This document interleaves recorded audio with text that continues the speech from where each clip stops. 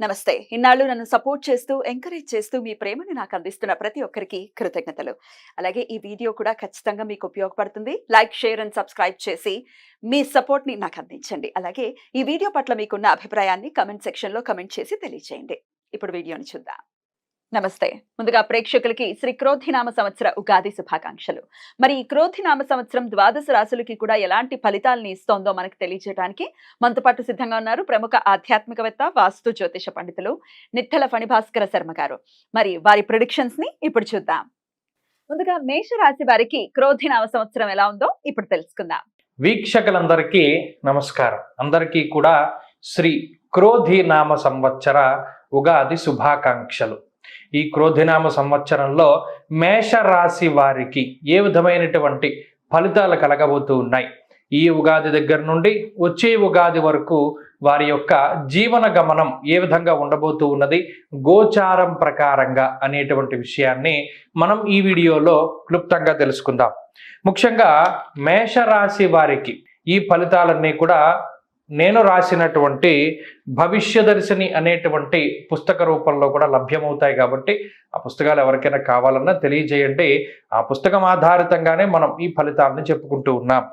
ఈ రాశి వారికి మే నెల 1వ తారీఖు లగాయతు గురుడు జన్మ రాశి యందు అనగా ఈ 1వ తారీఖు మే నెల వరకు జన్మ రాశిలోనే ఆయన సంచారం చేస్తూ రజతమూర్తిగా సంచారం చేస్తారు.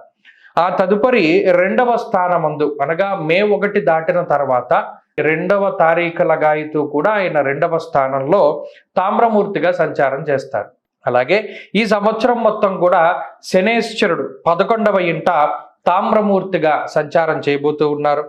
రాహుకేతువులు ఈ సంవత్సరం మొత్తము కూడా 12, 6వ స్థానాల్లో తామ్రమూర్తిగా సంచారం చేస్తారు. అలాగే ఈ సంవత్సరంలో ఈ రాశి వారికి ఆనందదాయకమైనటువంటి సమయం ఉంటుంది. దీర్ఘ సంచార గ్రహాలలో గురువు అలాగే శనేశ్వరుడు ఈ 2 గ్రహాల తాలూకు అనుకూలతల వల్ల అటు ఆర్థిక లాభము అలాగే కుటుంబంలో అభివృద్ధి కూడా జరగడానికి అవకాశం ఉంటుంది. రాహు 12వ స్థానమందు సంచరించడం వల్ల కొంత దోషమున్నా కూడా మిగిలిన గ్రహాల వల్ల శుభ ఫలితాల వల్ల ఈ రాహు యొక్క దోషం అనేటువంటిది కూడా కొంత తొలగడానికి అవకాశం ఉంటుంది. అయితే ఈ రాశి వారికి ఈ సంవత్సరంలో మే నెల 2వ తారీఖు లగాయతు 1 సంవత్సరం పాటు ఉండేటువంటి గురువు 2వ స్థాన సంచార శుభ ఫలితాల వల్ల మనస్సౌఖ్యం యశోవృద్ధిం సౌభాగ్యంచ ధనాగమ అనేటువంటి శాస్త్రవచనం ప్రకారం కుటుంబము సంతోషకరంగా ఉంటుంది. కుటుంబ అభివృద్ధి అనేటువంటిది కనబడుతూ ఉన్నది. అలాగే శుభ కార్యక్రమాలు జరుగుతాయి. సంతానానికి సంబంధించినటువంటి పురోగతి ఉంటుంది. కాంట్రాక్ట్ ఉద్యోగాలు ఇవన్నీ కూడా పర్మనెంట్ని పొందేటువంటి అవకాశాలు ఉన్నాయి.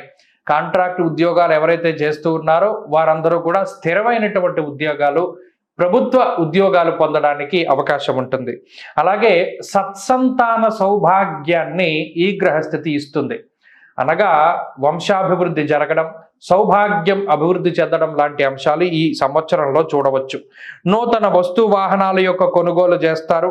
బంగారు ఆభరణాలు, గృహాలు, స్థలము వంటి వాటిని కొనుగోలు చేయడానికి ఈ సంవత్సరంలో మేషరాశి వారికి అవకాశం ఉన్నది.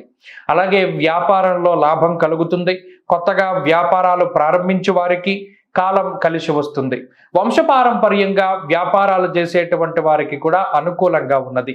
అలాగే వ్యాపార విస్తరణకి, కొత్త వ్యాపారాలు ప్రారంభించడానికి కూడా ఈ గ్రహస్థితులు చాలా శుభ ఫలితాన్ని ఇస్తూ ఉన్నాయి.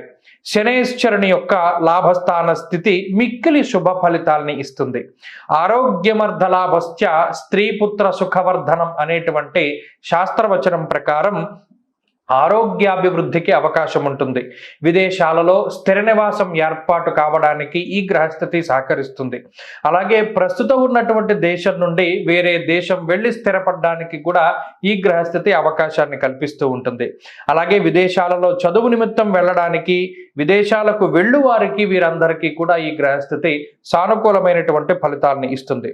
గతంలో కోల్పోయినటువంటి ధనము లేదా ద్రవ్యము లేదా మరి ఏ ఇతరత్ర అవకాశాలనైనా సరే తిరిగి పొందడానికి ఈ గ్రహస్థితి చాలా చక్కగా ఉపయుక్తంగా ఉంటుంది.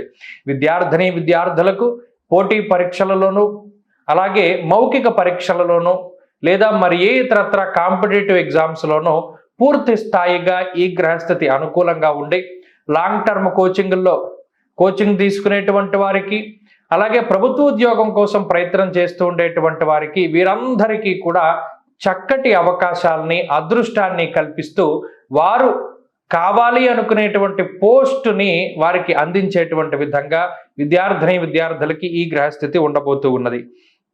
అలాగే ఈ శని గురుల యొక్క అనుకూలత వల్ల అటు వ్యవసాయ రంగంలో ఉండేటువంటి వారికి చాలా గొప్ప ఫలితాలు ఉన్నాయి.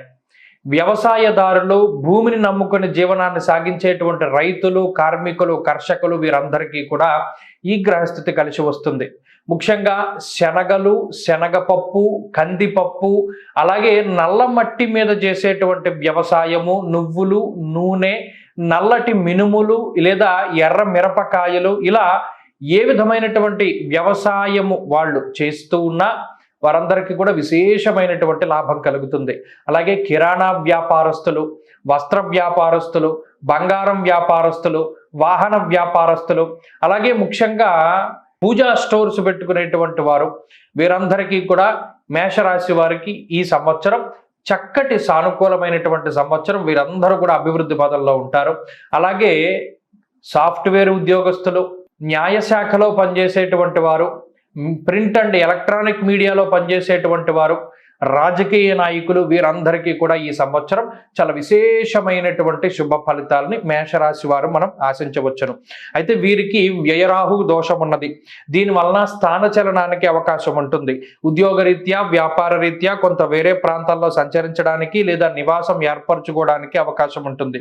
కార్యవిఘ్నం ప్రవాసంచ ద్వాదశ స్థానగో ఫణి అనేటువంటి శాస్త్రవచనం ప్రకారం పనుల్లో కొంత జాప్యం ఉంటుంది. మరీ ముఖ్యంగా విషపూరితమైనటువంటి క్రిమికీటకాల పట్ల చాలా జాగ్రత్తగా వ్యవహరించాలి. అలాగే ఫుడ్ పాయిజను, చెడిపోయినటువంటి ఆహారాన్ని భుజించడం, దీనివల్ల అజీర్తి లేదా జీర్ణ వ్యవస్థకి సంబంధించినటువంటి ఇబ్బందులు, ఇటువంటి వాటికి అవకాశం ఉంటుంది. ఆర్థిక లావాదేవీల్లో కొంత జాగ్రత్త అవసరం. స్పెక్యులేషన్, జోదము, వ్యసనాల వంటి వాటికి దూరంగా ఉండడానికి ప్రయత్నం చేయండి. గ్యాస్ట్రిక్ సమస్యల బారిన పడకుండా ఉండడానికి కొంత మీరు ప్రయత్నం చేస్తూ, వ్యాయామాన్ని సక్రమంగా చేస్తూ, కాలాన్ని అతిక్రమించకుండా భోజనం చేస్తూ ఉండడం ఇత్యాదులు చేస్తూ ఉండడం ద్వారా రాహు యొక్క అనుకూలత కనబడుతూ ఉంటుంది. ప్రత్యేకించి ఈ సంవత్సరంలో ఏ విధమైనటువంటి శస్త్రాస్త్ర ప్రయోగాలు, అనగా ఏ విధమైన ఆపరేషన్ లాంటివి లేదా ఇలా చెడుగా సంభవించేటువంటివి ఏవి కూడా మేషరాశి వారికి ఉండడం లేదు. అంతా కూడా చాలా సానుకూలంగా ఉన్నది కాబట్టి ఇది మంచి సంవత్సరంగా చెప్పవచ్చు. ఈ సంవత్సరంలో వీరికి ఆదాయము 4, వ్యయం 3, రాజ్యపూజ్యం 8, అవమానం 14. అయితే ఈ సంవత్సరంలో మరింత అనుకూలమైనటువంటి ఫలితాలని సాధించడానికై ప్రతినిత్యము కూడా దేవీ ఖడ్గమాల స్తోత్రాన్ని పఠిస్తూ ఉండడం చెప్పదగినటువంటి సూచన. అలాగే ఆదివారం నాడు కేజింపావు మినుములు దానం చేస్తూ ఉండడం ద్వారా కూడా మంచి ఫలితాలను పొందగలుగుతారు. ఈ